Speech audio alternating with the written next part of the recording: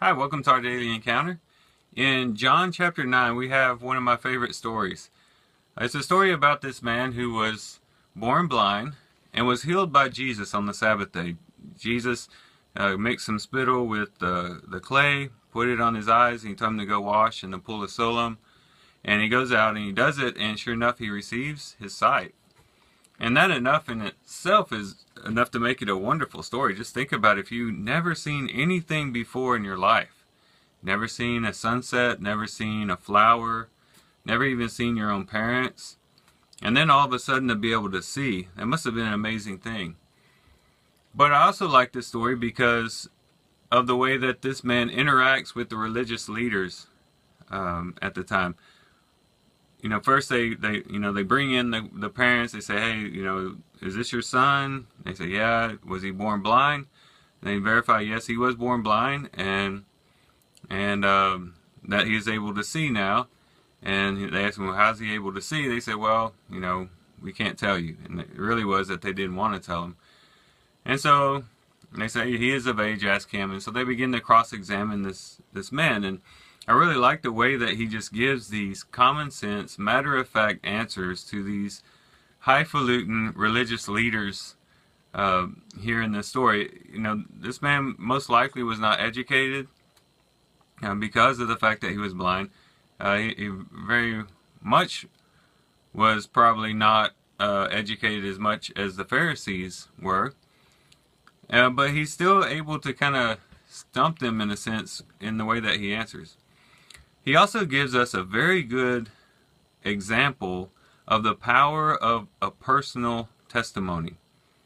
Because as they're kind of going back and forth with this guy, they basically just make a declarative statement, this man's a sinner, talking about Jesus.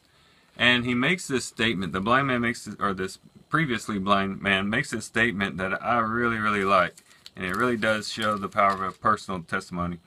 Now this is found in verse 25. It says, then he answered, whether he is a sinner, I do not know. One thing I do know, that though I was blind, now I see. So he was basically saying, look, you can say whatever you want about this man who healed me. You can call him a sinner. You can call him whatever you want.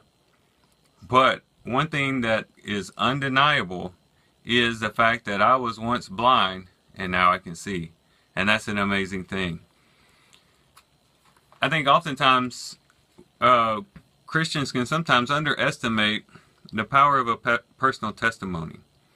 When we think about maybe giving evidences for the Christian faith, we might think about maybe the inward evidences of the scriptures, like fulfilled prophecies. We might think about exterior evidences like archaeology, and we might go to the resurrection and look at the various evidences for that.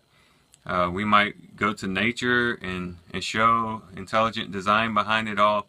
And those are all wonderful things to go to give evidences for the Christian faith, and we ought to utilize those whenever we are able to do so and whenever it's appropriate to. But we should never forget how powerful just our personal testimony is. It's like, if you don't know, the cosmological argument or anything like that, any of those fancy theological arguments for the existence of God, one thing you do know is how God has changed your life and what God has done in your life. And especially what Jesus Christ has done and how he has transformed you, and how he is, where you were once blind in a sense, that is, you're blind to what life was all about, what was your purpose in life, was there any hope in life, all of that stuff that you're blind to, now you can see, hey, my life means something. I'm not just going to die and then become a bunch of particles that return back to the earth, and my life not mean anything. My life has purpose. My life has meaning. I have hope beyond this life. I have the hope of heaven. I have the hope of the new heavens and new earth and the resurrection. There's a lot of hope now. My eyes are open to the fact that I have a loving God that I can walk through this life with. I have a Jesus who loves me so much that he demonstrated it by dying for me.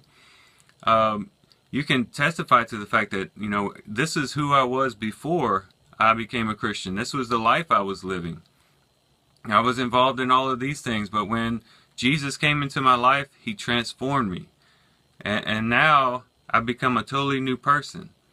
Now my relationships have changed. My ability to, I don't know, whatever your personal testimony is, my ability to keep a job, my ability now to maintain relationships and be able to be the type of dad, the type of husband that I need to be. The list goes on. There's a lot of ways in which Jesus comes in and transforms our lives. And that should be a part of our apologetics. Because, again, someone can say, oh, Jesus was just a good teacher that lived 2,000 years ago. We don't really have to listen to him now. Maybe they even say bad things against Jesus. And you can basically say, well, whether all that stuff is true or not, all I know is what Jesus has done in my life. Where I was once blind, now I can see. Where I was once X, now I am Y.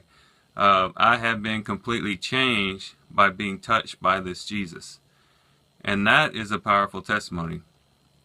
People might try to deny all these other evidences that we give, but who can deny your personal testimony? Who can deny what you have personally experienced? You experienced it. No one can doubt that or say that's not true or say you're wrong. No, that's what I experienced. I know it's true. And so that's very, very powerful and something that we should at least add to the rest of the evidences, if not even make one of our main evidences for the Christian faith, what Christ has done for us. So with that, I'll leave you with that. I do thank you guys for listening in today. I hope you guys have a great day. Love you guys. God bless.